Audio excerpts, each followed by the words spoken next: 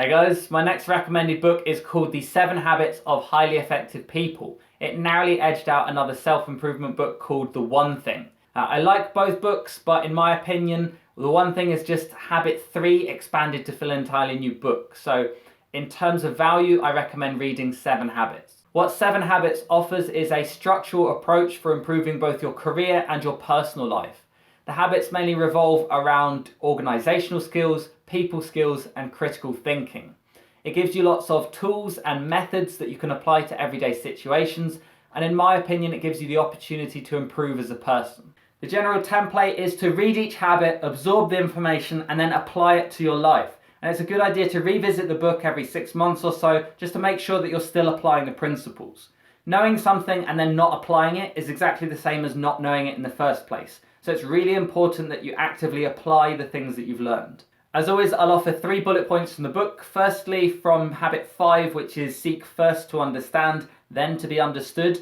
And the point is to truly listen to someone, not just waiting for your turn to speak. This is something I've been guilty of. I've always been quite shy, so when I have something to contribute to a conversation, I'll hold it in my head. And while I'm holding it, I'm not fully focused on what the other person is saying.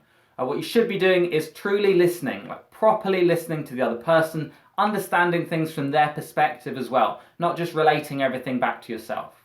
I like the author's 4 stages of response to a statement, even though it's something people could learn to fake. So you take what the other person has said, you rephrase it in your own words, you interpret how they're feeling, and then you almost echo it back to them. For example, if your partner comes to you and she complains that her co-workers aren't pulling their weight, what most people jump to is to think that they want solutions. So you start offering them, firing suggestions at them. What you should actually do is to take her feeling, which is frustration, and then rephrase it and echo it back. So you say something like, "It must be frustrating that people don't work as hard as you do."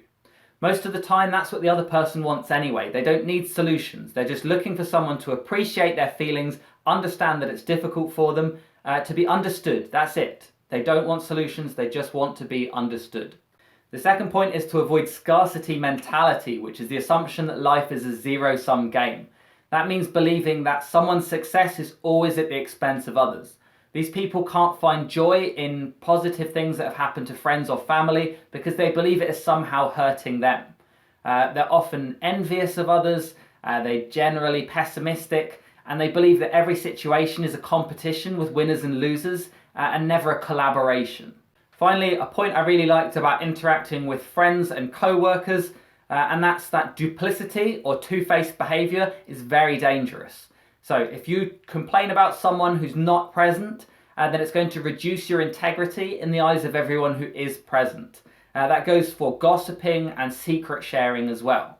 It's not just that the people present think that maybe you speak about them behind their back, it's also more generally that you're seen as someone who is less open and honest during interactions. So those are my bullet points. I focused on ones relating to people skills because that's something that really interests me. You will also find plenty on things like overcoming procrastination or generally becoming a more effective worker. I've made notes on this and all my other recommended books over at 9to5strength.com/books. Cheers.